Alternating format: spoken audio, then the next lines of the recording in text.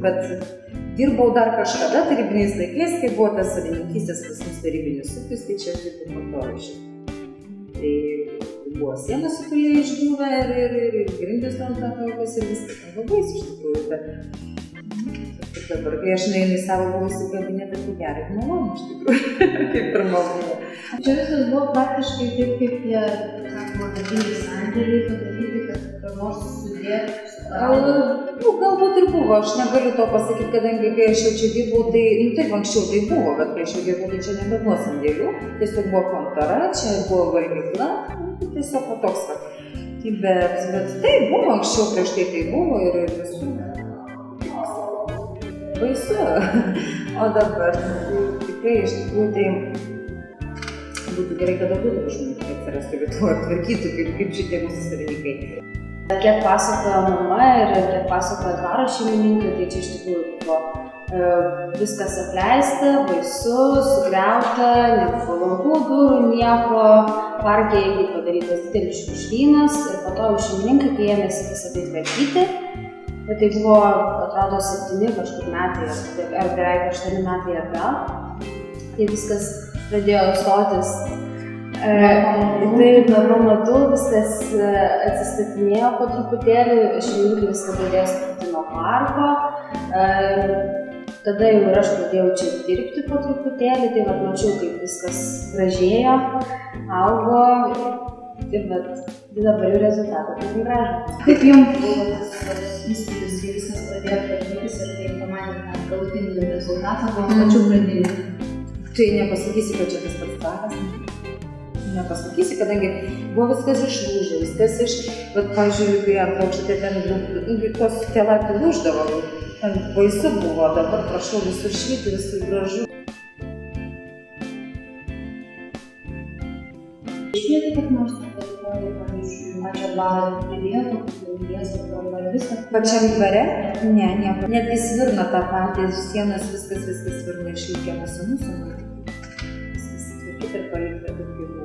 Pati teritorija aplinkui vėl tokie veikimų, kai viskas jie taip atrodė anksčiau? Iki pagrindų žinoma, kad neįmanoma, bet kiek įmanoma tai daro, kad būtų taip kaip buvo. O kaip aplinkiniai žmonės miestelio reagavo iš šios pokyčius? Miestelis, kaip aš sakau, žmonės pasitempė, jie tvarkosi. Pavyzdžiui, ta gatvė, ta gatvė, kai buvo anksčiau, tai nepalikinama, netgi pati pasikeitė. Žmonės ir aplinka tvarkosi, ir aplinka visur tvarkosi, kadangi čia yra labai daug žmonių atvažiuojančių. Tai iš tikrųjų ir jiem netgi yra paskata tvarkytis. Čia yra labai didelis pliusas. Miestelio žmonėms tai aišku pliusas, kad atsirado kažkiek tai darbo vietų.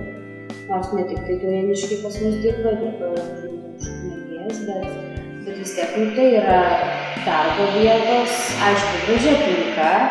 Juolab, kad jeigu jau prisitraukiam žmonių į dvarą, tai aišku, jie užima parduotuvę. Tai irgi pliusas. Arba, sakykime, jeigu kultūros namai organizuoja kažkokį tai renginį ir organizuoja jį pas mus, sakykime, dvare, ne? Kažkokį koncertą, tai spektaklį, ką jie mėgsta daryti, tarkim, Svirne. Tai jeigu mes paskelbėm savo puslapyje, tai faktiškai atvažiuoja daug žmonių iš kitų miestų, ne tik tai Turėniškiai, o Turėniškiai.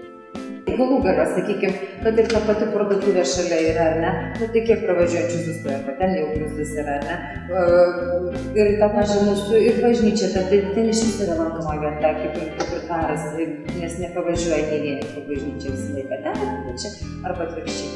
Netgi dabar yra, kadangi čia būna vestuvės, tai čia būna ir santuoka, kad jau bažnyčiai pas mus netgi taip derina, nes tikrai labai graži bažnyčia. O ar daug turistų apsilankė būtent dėl šio dvaro atvažiuoja? Iš tiesų nemažai, kadangi mes rengiame ekskursijas, turim savo gides, kurios pasakoja dvaro istoriją, kaip dvaras prisikėlė iš tų numirusių vadinam, tai tikrai turim nemažai grupių, ypatingai pavasarį, vasarą, rudenį, kada jau šiltesni orai, tai tikrai važiuoja žmonės. Žemė turistų? Daug mažiau. Bet vyksta renginiai, stengiamės. O daug apsigyvena, pavyzdžiui, tokiuose žmonės? Daug kas atvažiuoja pabūti ir apsigyvena. Čia jie dažniausiai būna pobūdį. Būna, kad ir šiaip atvažiuoja žmonės.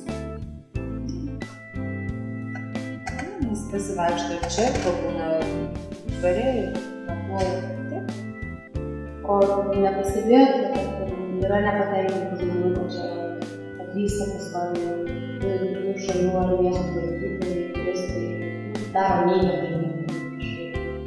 Niekas nieko negriauna, neniokoja. Tai šiaip tokių neigiamos įtakos nėra. Gal kada kas supyksta dėl to, kad fejerverko šeštadienį naktį, bet labai retai tai Yra kas skundžiasi. tokių tiesioginių skundų nendu, žinot, kaip miestelėje, tai nuo virdos.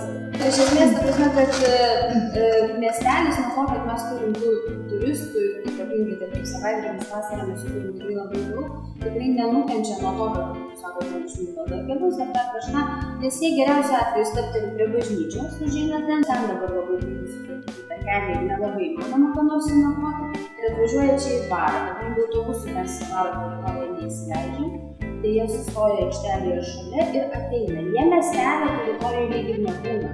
Jie iš karto ateina į barą. Jeigu turim būna kartais tokių didesnių masinių renginių, kada žmonės čia gyvena 2 dienas, 5 dienas, jie eina į parduotuvę. Bet vėlgi, tai tam yra kelias.